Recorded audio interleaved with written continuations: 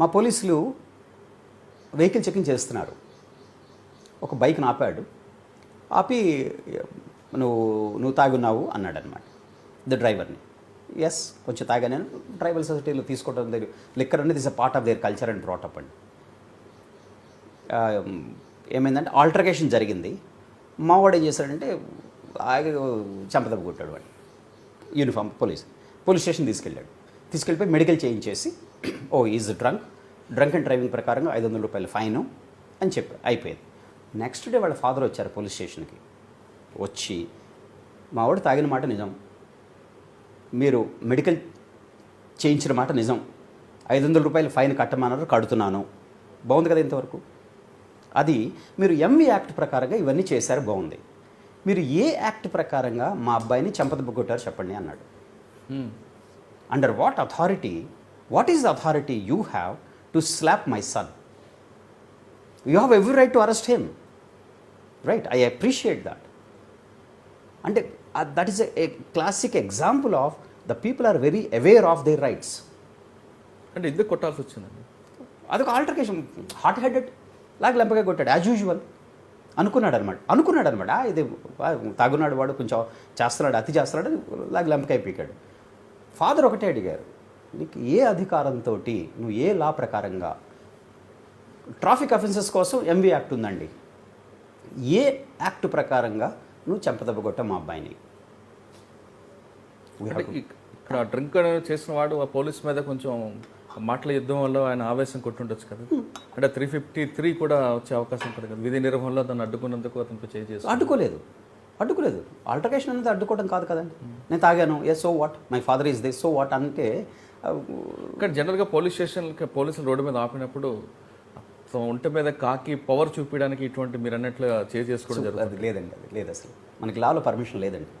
No, even to abuse. వాళ్ళు పోలీసులు అనగానే అంటే ఎస్పీ స్థాయి కాకుండా కింద స్థాయిలో బయట ఎవరైనా సామాన్యుడు కనపడితే ఆ మాట తీరులోనే వాళ్ళకి అధికారం ఉంటుందా, లేదంటే ఆ ఒంటి మీద బట్టలు ఇస్తుందా? అధికారం లేదండి. ఒకటి ఏంటంటే, నేను ఎప్పుడైతే ఒక చెంపదెబ్బ కొట్టి, ఒక తిట్టి, అరిచి,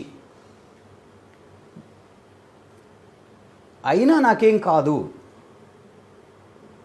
అన్న భావన నాలో ఉన్నంత వరకు నేను ఇది చేస్తూనే ఉంటాను. పోలీసులో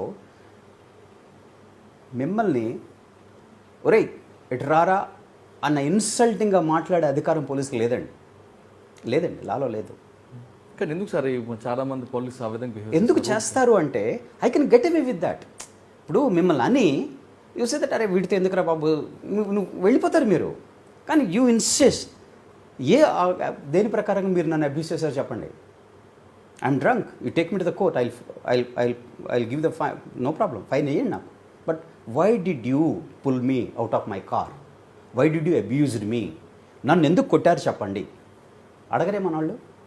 అంటే పోలీసు అనగా భయం కాబట్టి అడగరు. పోలీసులకి అబ్యూజ్ చేసే అధికారం ఇండియన్ లాలో లేదండి.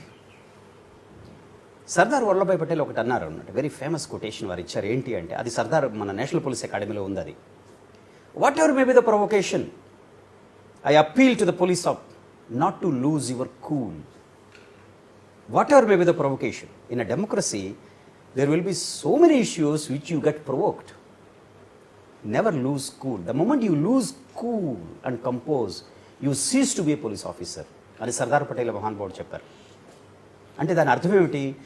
ప్రొవొకేషన్ వచ్చినా సరే, ఒక డ్రంకర్డ్ ఆటో డ్రైవర్ ఉంటాడు, he started abusing, warn him, you are abusing me, I'm on duty, you are liable for prosecution అని చెప్పండి. అని చెప్పకుండా మీరు వాణ్ణి తగలే లాడ్చి ఈడ్చి కొట్టేసేస్తే ఇప్పుడేమైంది? ఐఎమ్ వెరీ హ్యాపీ అండి. మీలాంటి పెద్దలు ఏం చేస్తారు, దాన్ని సోషల్ మీడియాలో పెడుతున్నారు. I'm very happy about it.